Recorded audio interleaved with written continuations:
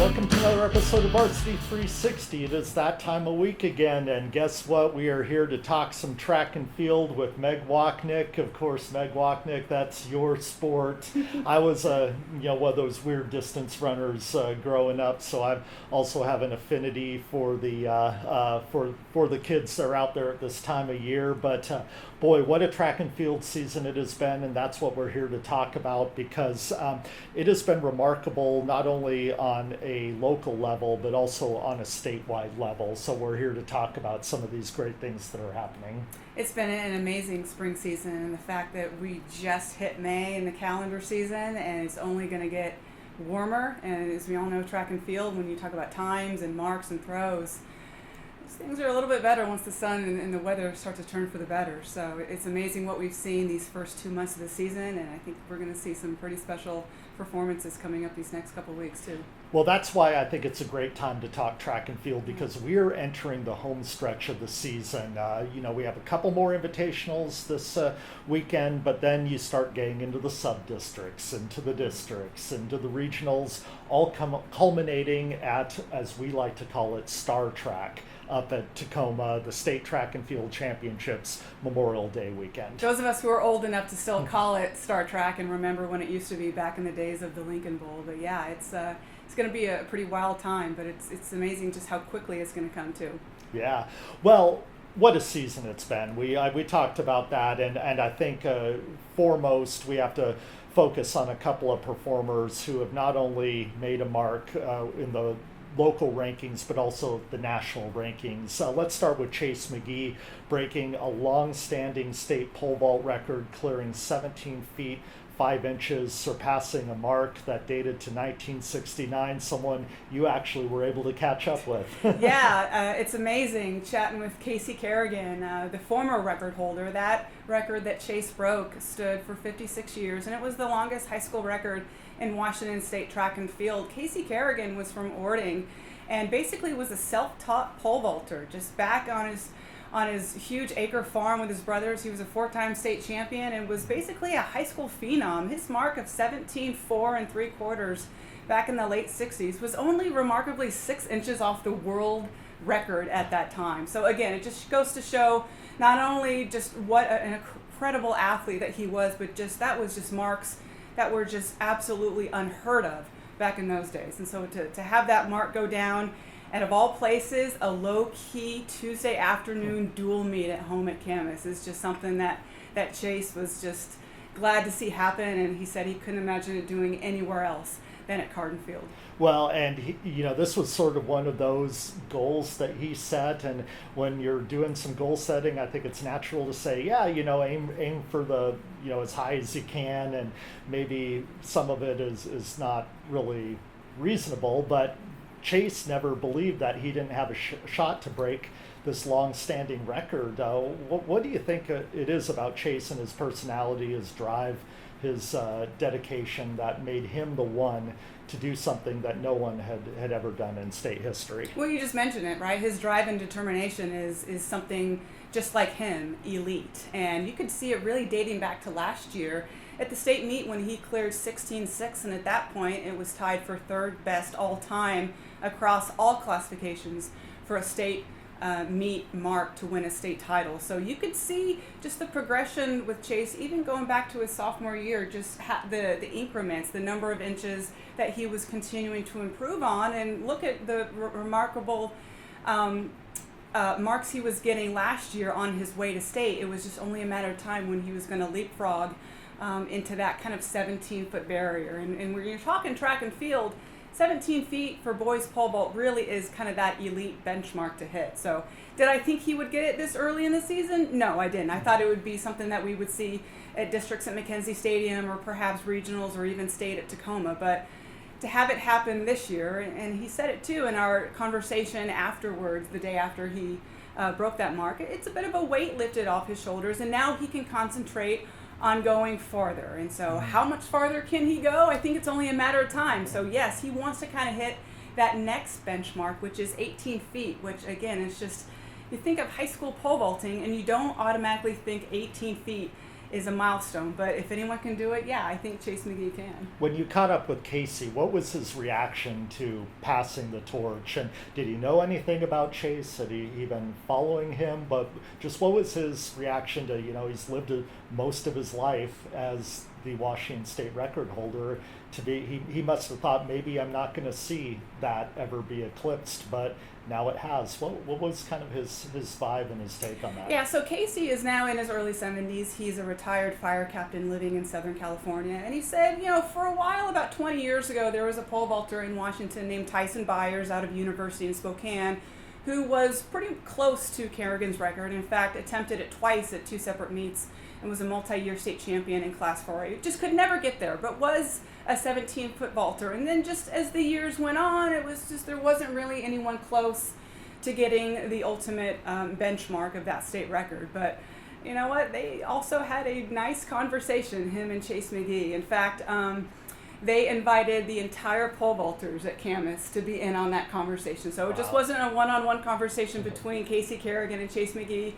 All of Camas High School's pole vaulters were in there, and I think that's a credit to Coach Dan Kilty for having this accomplishment shared among the rest of the team as well. So the thing that really impressed me about Chase too was he did his homework on Casey Kerrigan. This wasn't just your average 17, 18-year-old having no clue who this guy is. He really did his homework and really listened to the interviews and read past stories about Casey and really got to know him that well, and that made that half an hour, 40-minute conversation just a little bit more special for him, given that he knew so much about Casey Kerrigan's background going into this season. Well, that's incredible, and that's awesome to hear, but I was really struck when you just said that Coach Kilty invited the entire team to take part in that, because not only I try to stress every time I go out and do one of these Athlete of the Week presentations that, hey, we're here to honor not just the one athlete but the entire team, because nobody succeeds in a bubble. You're all supporting each other, you're all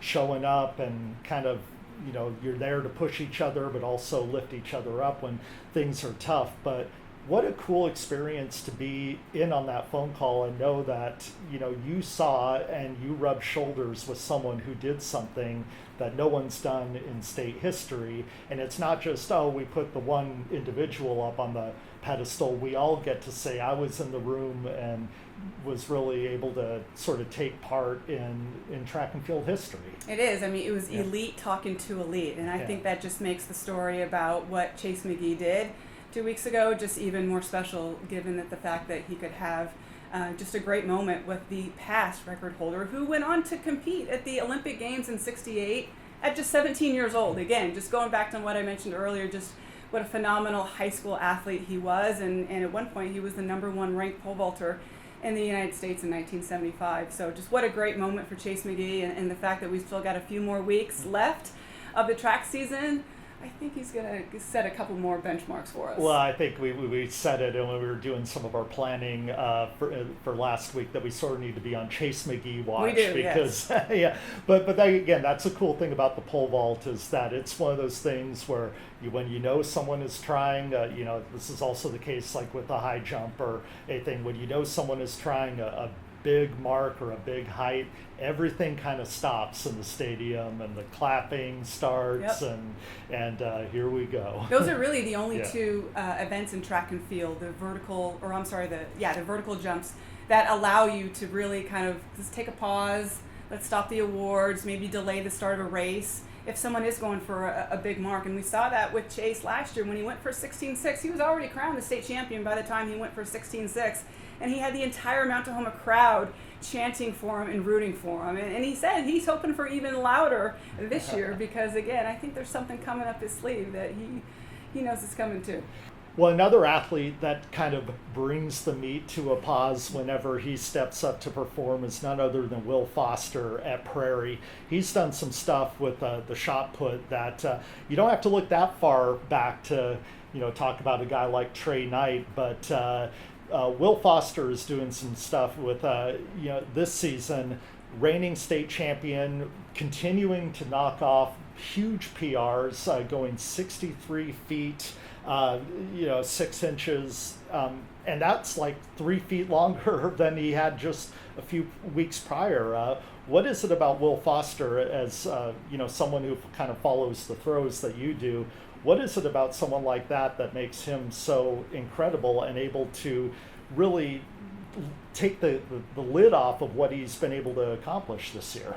Will Foster should really open his own throwing academy because he is the master of technician. The casual track and field observer thinks that throws need to be just big and strong. Well, that's not necessarily the case. It's a matter about how well do you use the strength that you have, and that's where your technique comes into play. You look at Will Foster, he's about 6'2", 6'3", maybe about 215, 220, but he just gets across that ring so smooth out of the back, so effortless.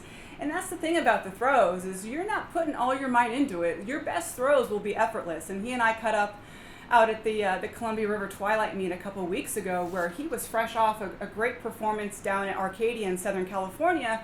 And if you're familiar with that big meet down in the Southern California, where it's located near the Pacific Ocean, you get that air coming off the coast, and you're a right-handed discus thrower, and you hit it just right, you're going to have that wind in your favor. And he just barely scratched a 200-foot throw. Wow. So there is no one in Clark County that has thrown the discus farther than Will Foster, and there's also no one in Clark County history who's ever thrown the shot put as far as Will Foster. So again, just like Chase McGee, the fact that he's doing these marks at this point in the season, we've still got 3 to 4 more weeks to go, and it's only a matter of time before he's going to get possibly an unheard of benchmark. 65 feet in the shot, 200 in the disc. That's only one thrower in state history who's ever done that, and that's Ben Lindsay up in Linwood, who was a 5-time state champion, went on to throw at the University of Washington. So what he is doing is just right up there with Chase McGee as far as being remarkable.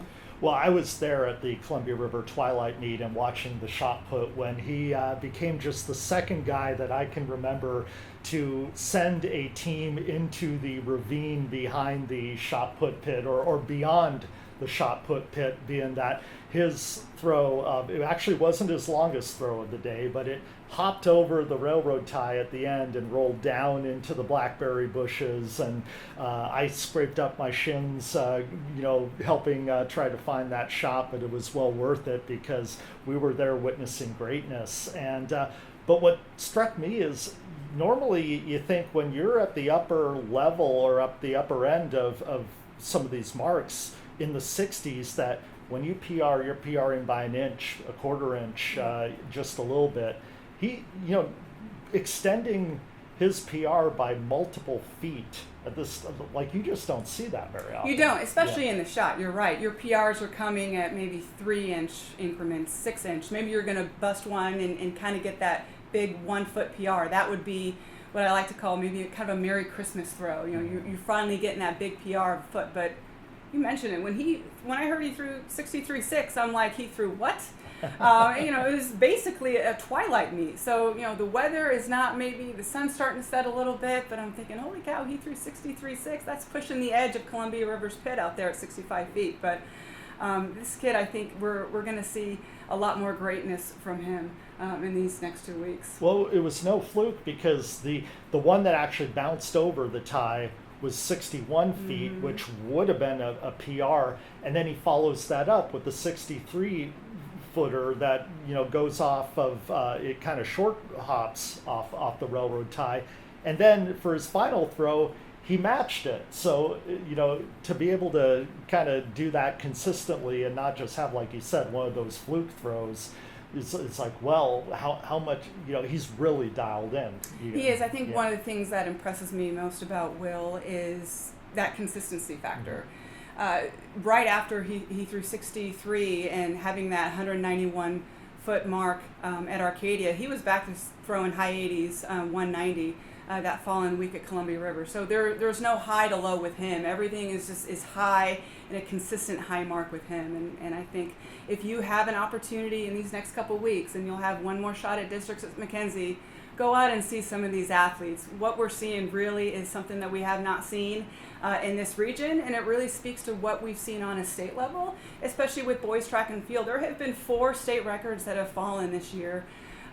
We talked about Chase McGee, but another one is Kenyon Anderson, the hurdler out of Hazen, who in the 300 hurdles went under 37. And then there's the big thrower out at Meade in Spokane, someone that Will Foster has competed against a couple of times, Simon Rosselli, who 218 feet in the discus is tops in the nation for a kid. This is his only third year throwing the discus. So it's just been an unbelievable year, really in track and field statewide on the boys' side. Well, and we'll get to some amazing girls that we want to talk about, but let's focus a little bit more on just this crop of boys that are coming through in this year's class, because it's not just sort of, well, concentrated, oh, you have a great group of sprinters that's coming through, or you have, maybe some throwers that are kind of dominating. You're just seeing across the spectrum of the events some of these amazing performances this year statewide. But let's just talk about, why do you think it is that we're seeing this, surge of amazing performances in, across the entire state? I think we saw a little bit last year. A number of these guys that I mentioned are defending state champions. Guys like Kenyon Anderson, Will Foster, Chase McGee. And so they're just adding on to that. And that greatness, we're seeing it just on a new level.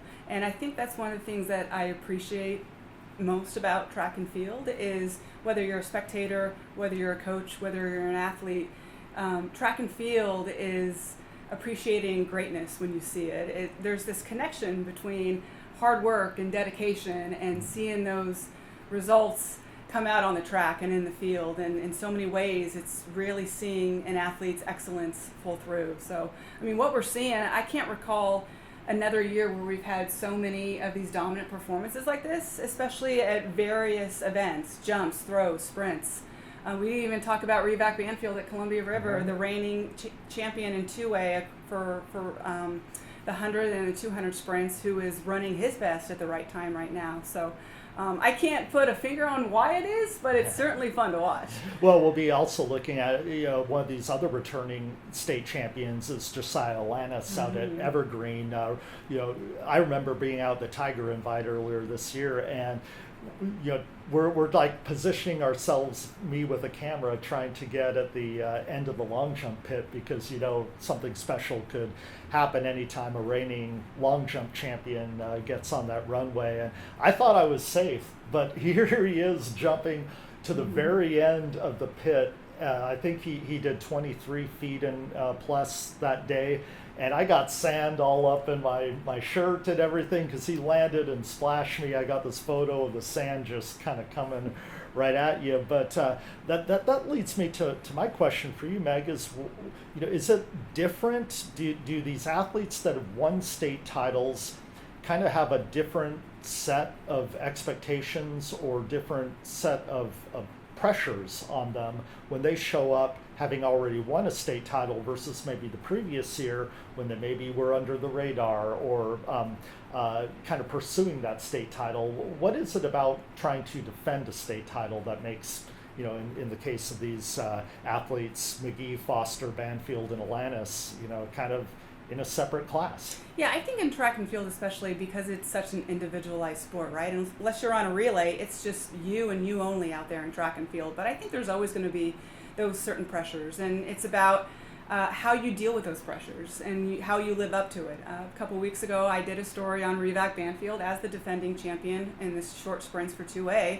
and he was very open and honest about his struggles of the pressures of not only being an elite sprinter, but also looking at the family aspect. His mother was a 3-time high school state champion at Mountain View, who went on to win a gold medal in the 95 World Championships in Sweden. So having that expectation, people coming to meets to specifically see you run. And so he has been dealing with that and coming through, really, we've seen in the last couple of weeks in a really big way. And so, like I mentioned, he's starting to run time similar to what he was doing last year. But what we're seeing from these 4 guys is just on another level that I'm not sure I've ever seen, but it is certainly so much fun to watch, and I'm glad that we're having a front row seat to this. Yeah, because I feel especially fortunate, because it so often happens in high school athletics and in track and field.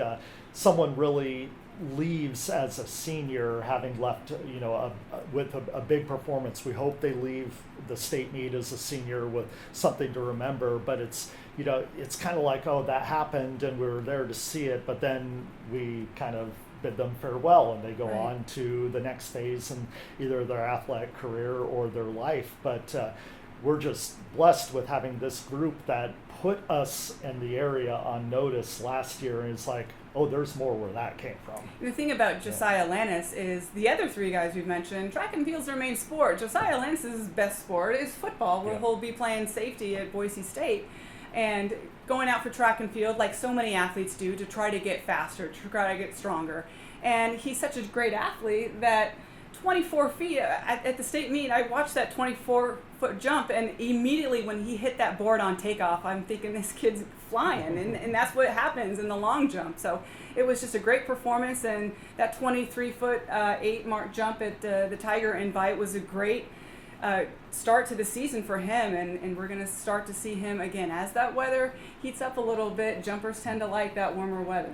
Well, I think with Josiah, I think it's a great testament to like how track and field can be special, because when you talk about someone on the football field, and he obviously makes a lot of great plays on the football field, you kind of don't notice their overall athleticism unless it comes down to making an acrobatic, in his case, interception or catch or something that really is like, okay, that's special. But when you see a track and field athlete, we can all run, we can all jump, we can all throw, but then you just see someone who does those things so much better than you can imagine doing it, or even anybody else on that in that spot, and you just see kind of that next level of athleticism. That's why track and field is the ultimate showcase for that. It is, and you don't need to be an expert in track and field to know that you're watching the 100 meters on NBC for the Paris Olympics, and you know who Noah Lyles is.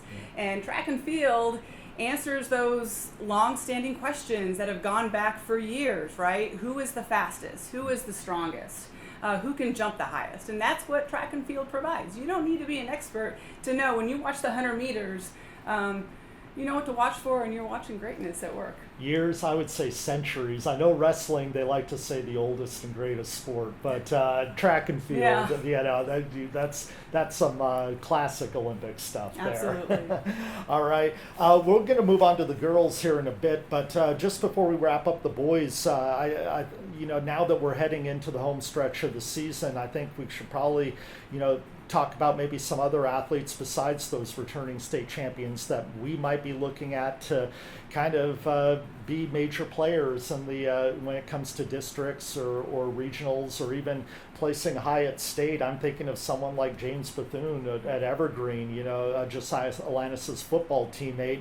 He's gone over 44 feet in the triple jump, and he's within 9 inches of the top mark in 3A. He's also an accomplished sprinter, so he could be someone who is kind of a person to watch there at McKenzie Stadium when they get the district meet going in a week or so.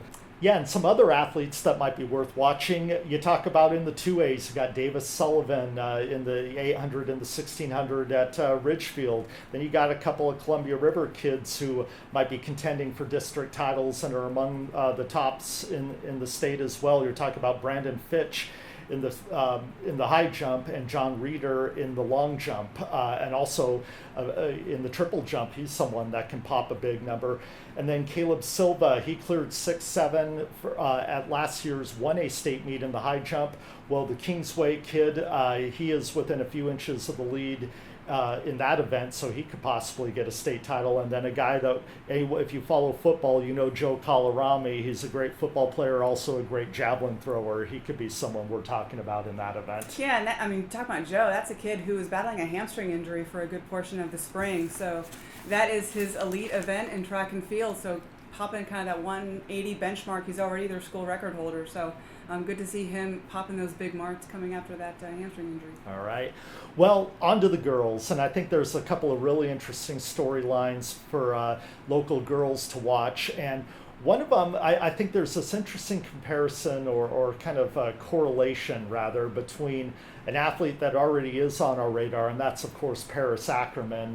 Now at Skyview, she's among the state leaders in the 100, the 200, and the 400, and also placed in the long jump when she competed for Hudson's Bay last year. She was sort of someone who we weren't really aware of before the track season, and then she just sort of rose and made us take notice. Well, there's someone at Union that I think is sort of fulfilling that role for us this year, and that's Leilani Mays, someone who you can talk about overcame a little bit of bad luck last year to really put some head-turning times in the hurdles this year. Yeah, she had a standout freshman year for Union last year and basically got tripped up during warm-ups of the 100 hurdles and injured her ankle so much that she was unable to compete past the district meet. And so if you can't make it out of districts, unfortunately you're not able to qualify for regionals and then ultimately for state. But her times in the hurdles this year, not only that, but she's doing it at some big time meets as well. She's going under 14.6 in the 100 hurdles, and just watching her compete a couple of times this year, so smooth and effortless off of those hurdles. And as we all know, in the hurdles, especially the 100 or 110s, one little slip up and down you can fall, and the hurdle sometimes can go with you. But just so smooth with every stroke of her legs on race day. So really fun to watch. And you talk about Paris too, you're right. She didn't turn out for track at Hudson's Bay as a freshman, so she really came onto the scene last year. Again, we didn't really know who she was. We just thought it was a standout sophomore, but now she's putting up really, really good times, especially in the 200 and the 400. Top 3 marks across 4A is that as well. So there's going to be two kind of in the sprints that are going to be really looking forward to making some noise up in Tacoma. Well, the 4A district meet for the girls, I think, is going to be fabulous because obviously you have those, Paris at Skyview and Leilani at Union, but then you have 2 excellent middle distance runners that have, there's just not much in between them, going all the way back to cross country when Daphne Evenstein and Elisa Marshall were, they were within like a half second of each other at the state cross country meet and kind of going back and forth all year. Well, that has continued into the spring. They are ranked in the top 4 in the 800 meters, just separated by less than a second. Marshall is ranked actually 6th in the state in the 400, and Evenson is ranked 4th in the 1600 and 6th in the 3200. Anytime those two step on the track, who are you taking? Are you taking Elisa from Camas or Daphne from Skyview? It could go either way. Yeah, with these two, I feel like because they both do cross country and track and field, we've been talking about them for like 8 years now. Oh yeah. But that's the thing about makes these two great is they really push each other, whether it's in cross country or track and field. I still remember Elisa Marshall anchoring that tremendous performance for Camas in the 4x4 relay 2 years ago, where she just gutted it out and just ran a tremendous split in that final anchor leg for them to win the state championship. But she's also a tremendous 400 runner with just some great speed, and that great speed allows her to have a great kick in the 8 and the 16 as well. But yeah, I think when those two go at it, they just bring out the best in each other, and that's just one more thing to love about track and field. Well, you kind of spoke from a specialist perspective when it came to the throws. I'm going to give my perspective as someone who dabbled in distance running and then went on to make that a big part of my life. I am always in awe when you see someone in the distances leave everything out there, because it's one thing to reach a certain pain threshold and then just say that's enough, but with both of these runners, they're the kinds that really push themselves beyond and have like nothing left when they're done on the track or the cross country course. And so I'm always interested to talk to athletes like that. How do they embrace the suck, as they say? And I think with distance, it's something that I certainly get a kick out of, to just watch, just pushing yourself through all those pain thresholds and kind of convincing your body that there's more there, and I just have to push through. That's why I was never a runner. Why run when you can throw? But yeah, just the ultimate respect Wrestlers, for me, number one, get the most respect out of me, but distance runners, you're right, because you see that effort across the finish line. And how many times have we seen kids absolutely collapse Oh yeah, there's at the nothing finish left. line? There's nothing left with them. Yeah. And that just shows the all-out excellence that they have, trying to win that state championship. So just nothing but respect for distance runners. Well, and you talk about the physical prowess that we see on the track or in the field, and the amazing feats of strength and jumping and agility, but there's such a mental component. I think especially with the distances, it's you are willing yourself to do something that every fiber of your body is saying no. Right. Stop. We can't go farther, we can't go faster. But you just are like, one more lap, two more laps, and here we are. I'm always amazed at just how much more they have to give when they feel like there's nothing left for them to give. Right. Yeah. Well, talk about the 4As also. With I think there's two Camas kids that are going to be worth looking at as well, and that's Gabriella Thompson in the javelin. I think she has the second best mark right now in 4A statewide, and then there is the possibility when you come to the state meet up in Tacoma, Camas, could they go boys and girls pole vault champion? That is a possibility with Karina Cooper. She's second in the 4A, having cleared 12 feet 5.5 inches.